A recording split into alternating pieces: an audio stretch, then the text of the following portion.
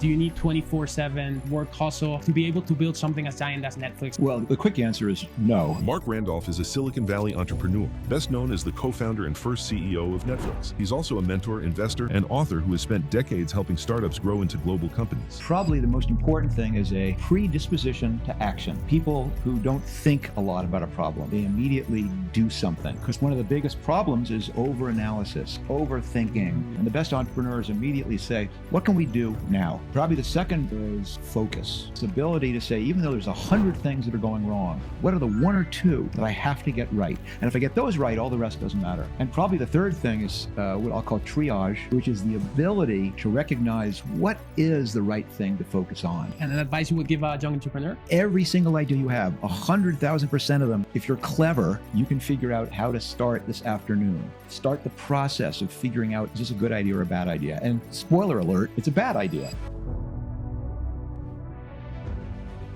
Thank you very much, Marc, for being here in Madrid, in Spain. It's a pleasure to have your valuable time. And I'm going to go straight forward to some questions we have prepared. What's the best and worst advice you've ever received? Oh boy, it's funny because it isn't like someone tells you something and you go, oh my gosh, that's it. I'm going to do that from now on. It takes usually a sequence of someone telling you something over and over and over again. Mm-hmm. And so I think I've learned more not from someone telling me something, but from watching people. Mm-hmm. It's also a little complicated because it's not going to be like, do this. So probably the best advice I ever got was when I learned how to try things where I was minimizing the difficulty of doing them, not trying to prepare for the future. I mean, and that's a complicated thing, but watching people make decisions like that, where they say, this is not about the long term. We don't need to get this right forever. What's the simplest way we can do something that'll work now?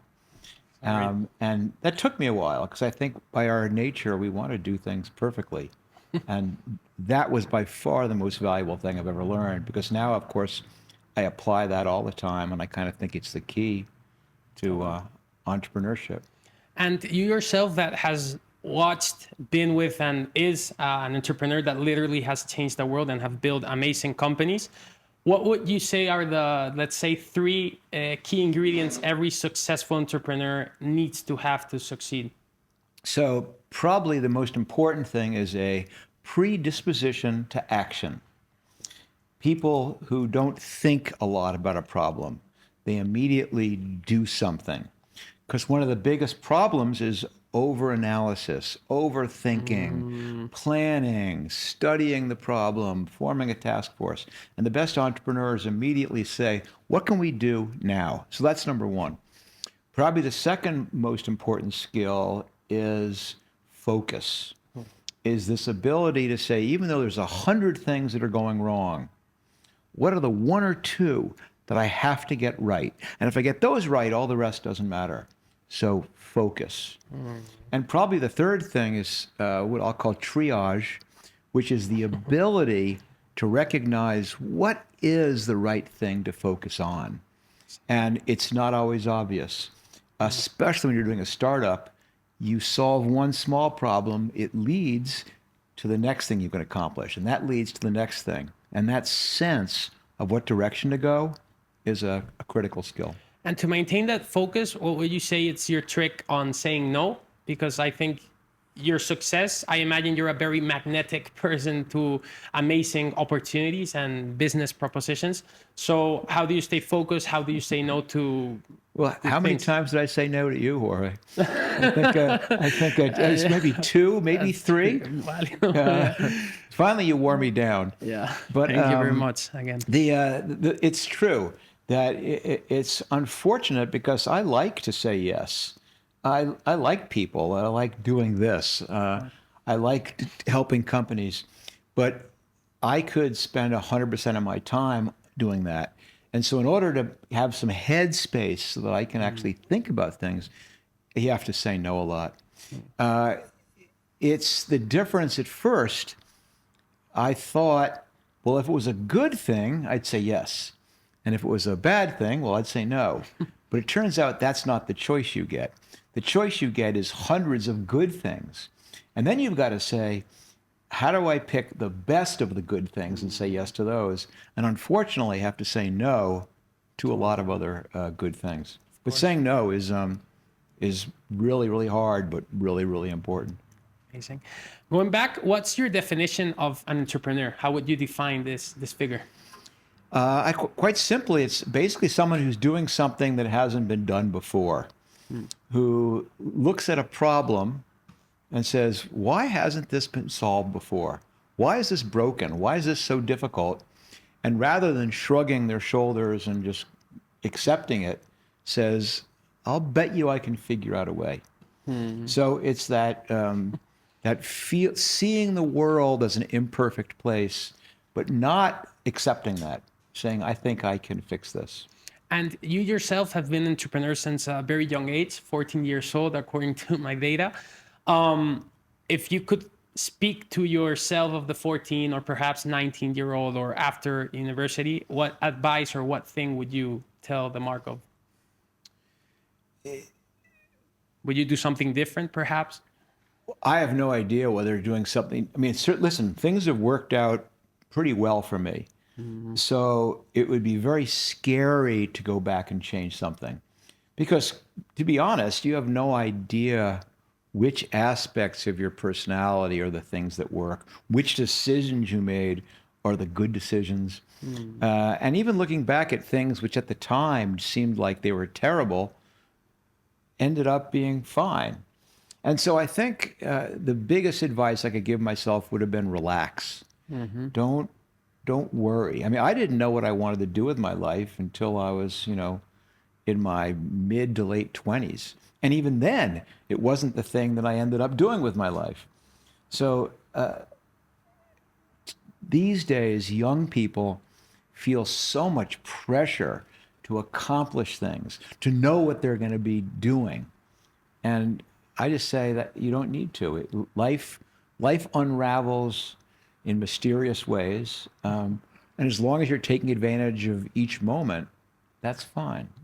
That's amazing. And talking about life, do you think that to be able to build something as giant as Netflix and your other half a dozen ventures you have on portfolio that you've built, do you need the 24/7 work hustle? How do you do the life work balance? How do you incide that? Well, the quick answer is no. In fact, I'm kind of the anti-hustle. I think that sense that you have to be working all the time, taking advantage of every opportunity, is dangerous and damaging because you miss out on so much. Now, obviously, this is a very personal thing. So some people are just wired that way, and they like nothing better than working and doing nothing but working and doing it every waking hour. I'm not wired that way. I mean, I enjoy my family. I enjoy the time I spend with my wife. I enjoy getting out and spending time outdoors. And I don't want to work all the time. And I think figuring out how to make those things balance is the key, rather than hustling all the time. And you may have heard this story because I've told this before, but we're here in Spain, and I've been to Spain for the day probably 50 times because I had a job in Paris. I used to live in Paris. I had a job for a big software company, and I was visiting all of our regional offices, one of which was here in Madrid. But I was traveling all the time, and because of the traffic or because of my disorganization, I'd be late, and I'd end up having to run for the plane. And after doing that for like the 100th time, I came to this realization that it almost never made the difference. That half the time you'd run for the plane and you'd pull up and the plane would be taxiing away. Or the other half of the time you'd pull up to the gate and the plane was delayed and you just sit there for half an hour. The running wasn't necessary. One time out of 100 would running for the plane make it. And I vowed then, and this was 30 plus years ago, I would never run for a plane again. and I never have. But it's not about travel, it's about prioritization. Because what a lot of entrepreneurs do is they're constantly running for planes. They're staying up all night working on the details of a presentation, or they're reviewing every word of something. And what I've learned is that's like running for the plane. It almost never makes a difference between success and failure. Either you're going to get the deal already, or you're going to lose the deal already. That little bit didn't make the difference. And once you've learned that, you realize that I'm going to focus on the things that I really believe will make a difference and be comfortable letting the rest go. And that has allowed me, I think, to get a tremendous amount done, but not working all the time. And it's because I don't do everything. I leave a lot of stuff undone, a lot of stuff broken, a lot of stuff halfway. And I've learned to become comfortable with that. And what would you say are your non-negotiables in that scheme? Have you now like extrapolated this thesis to other aspects of life, or? Well, that's a good question. There's a saying that I learned from another mountaineer friend of mine, which basically is rules are for fools. And that if you apply anything in a rigid blanket sense, you're going to get in trouble, because you have to be able to leave things open to interpretation. So the quick answer is I'm not rigid about anything. I do apply these principles to everything in my life. I mean, I am pretty religious about picking out which things are important. The whole concept of focus, how like in a startup, you have 100 things to do and you pick the one or two. I do that in my life as well.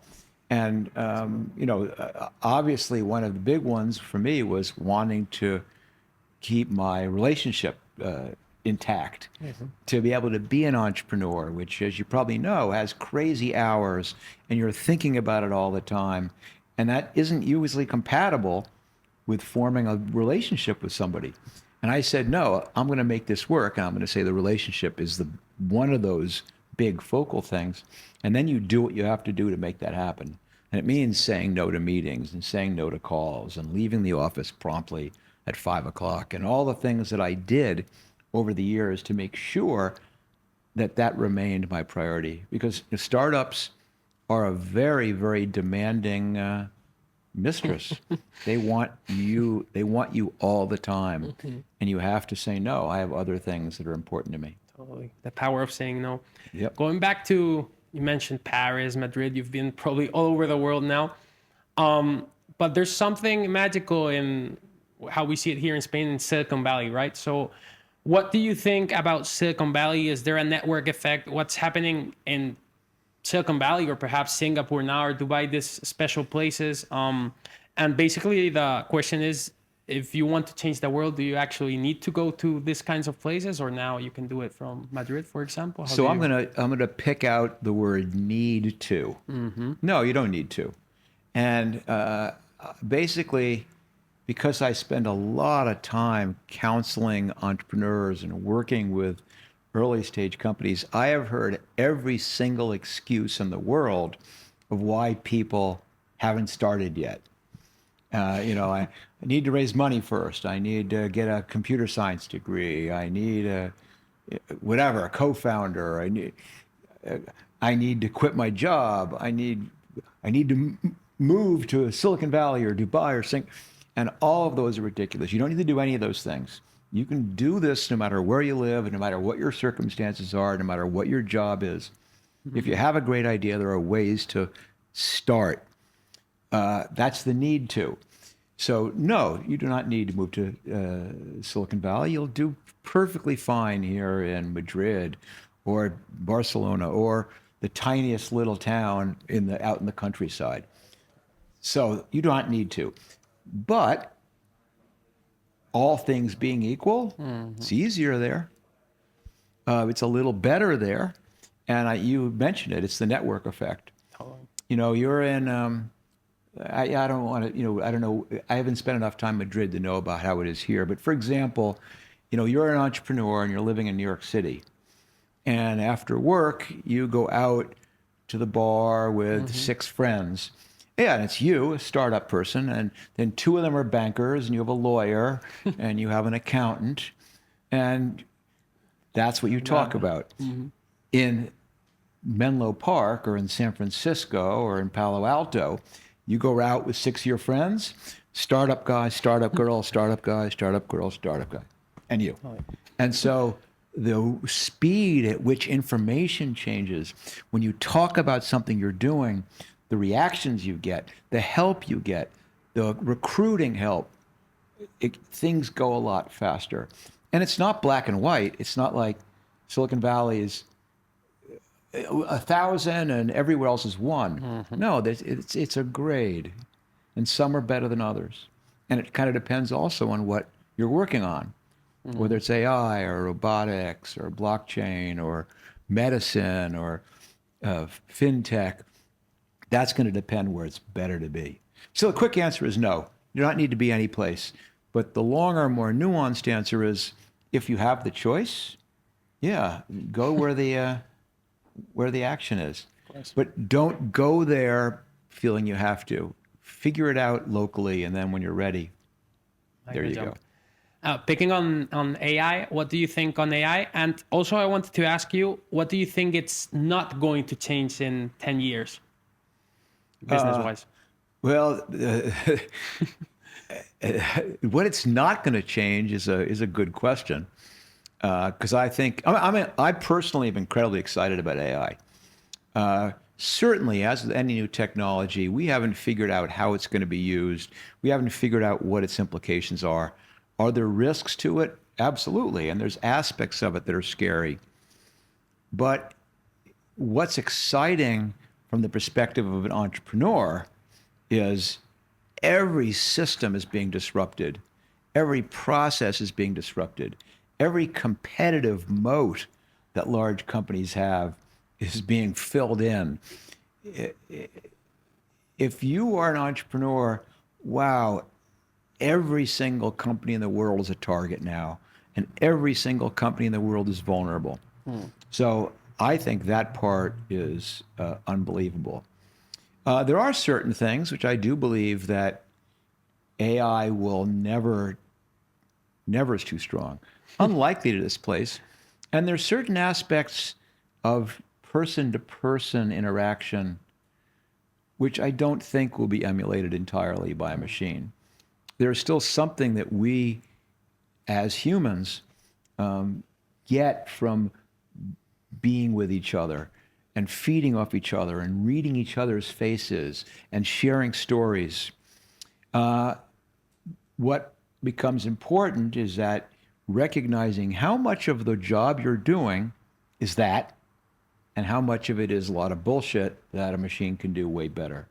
So, for example, you look in the legal profession, and you pay an attorney, at least in the United States, $800 an hour, $1,000 an hour, and I'll pay that for the time they're deeply thinking about my problem because they know me. But I don't want to pay that for all the research and editing and reviewing of documents that AI can do in a heartbeat. And what attorneys and bankers and doctors and teachers and architects and every other profession is going to have to adapt to the fact that they've got to separate the things that only they can do and focus on that. And AI is going to take the rest, and they've got to change their business model so that works. Awesome. How do you, if you could give me hacks on getting first 1,000 customers, but also hacks on building a global company, are they different? Do you need to operate differently? Oh, 100%. I mean, because usually for your first 1,000 customers, you don't know what your value proposition is. You don't know what product market fit looks like. So what you're trying to do with your first 1,000 customers is enlist people, for the most part, to be partners with you in figuring that out. You just want people who want this problem solved badly enough that they'll put up with all the missing pieces, all the rough spots. And And for me, that's the fun part. I love the first 1,000 customers. That's what's interesting. And so that's what I'm looking for, is I'm not worrying about, is this a scalable business yet? I'm going, can I find, who are the people who want this so badly that they will overlook all the stuff that I'm missing? And I'm going to work, and will actually give me feedback. They want it so badly, they're willing to help me give it to them. Once you figure that out, it's a whole different set of problems of now how do you scale? And in those initial stages, what's the piece of advice commonly given to entrepreneurs that you completely disagree with? What's the part, what's that earlier? Everyone's all obsessed about TAM, about how big the market is, and they're picking those first customers based on that. And I'm perfectly fine with having my initial customers be a group which I know there's not enough of them to make a business yet. That's not what I'm looking for. So I think when I see someone's presentation and they go, here's this, and look how many there are, I don't care. What I want to know is, for those few you've targeted, if you get that right, does that give you permission to now go after bigger markets? I don't need that first market to be that big. Do you think, is there any other rookie mistakes that young entrepreneurs or entrepreneurs when they're starting do? Well, certainly. As I said, there's a million mistakes that young entrepreneurs do. And in some ways, they're just taking the flip side of what you asked at the beginning of our conversation, which is, what are the things you should do? So one of the biggest mistakes is this feeling that I can't launch until I have everything right. And so a product is very complicated. There's lots of pieces to it. There's sign up, there's billing, there's customer service, but all that doesn't make a difference. No one cares if the billing doesn't work. No one cares if your reporting is mediocre. You've got to figure out, what's the one thing I have to get right, A, to attract people to use this, but B, for me to know, am I doing the right thing? And the problem is, when you try and fix 100 things, what you're doing is you're spreading yourself thin. You're spending all your time. You're spending 5% of your time on 20 things. And I want you to spend 50% of your time on 2 things. Amazing, the focus. Just to end, I have some quick questions for you. Oh, God. If you could have dinner with anyone in the world, dead or alive, who would it be and why? My wife, I guess. But I'm lucky enough, I do get to have dinner with my wife most nights. I'm not... I don't know. I've never really thought about it. It's not something... I'm not big into hero worship. Oh, I meet the most incredibly interesting people who have totally unrecognized jobs. I mean, that's my son goes, what's amazing about you is when you'll meet someone who's like a plumber, and you'll spend an hour talking to them because you're curious about something there, so I don't have, it's not like Abraham Lincoln or Einstein or I don't know. I couldn't even answer. I don't think about it like that. What's the best investment in your life and the best investment under $50? It could be investment in time or any gadget or any... So certainly educationally, the skill that I think, the 2 skills that I use all the time and cost me nothing really, maybe a little college tuition, was reading and speaking.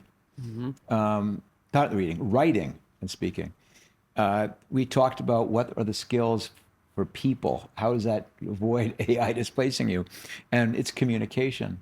If you're going to be an entrepreneur, you're going to have ideas, either the idea for the company or an idea what you want to build or how you want to build or how you want to attack the market or anything. And you can either do it all yourself or you can work with other people. And to work with other people, you have to communicate. You have to communicate in writing. You have to communicate speaking.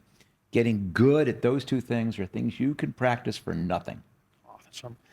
What advice would you give a 5-year-old? Oh, relax. Jeez, go play. Stop studying. And get off the computer. Get outside. Get dirty. Oh, do something hard. Cry. Do something where the first half an hour sucks, but at the end, something cool happens. That's a skill that you can begin learning at 5, and that's a skill that you'll be great for your whole life. Delayed gratification, type 2 fun. And an advice you would give a young entrepreneur? What's that? An advice you would give a young entrepreneur? Figure out how to start. Stop making excuses. Every single idea you have, 100,000% of them, if you're clever, you can figure out how to start this afternoon.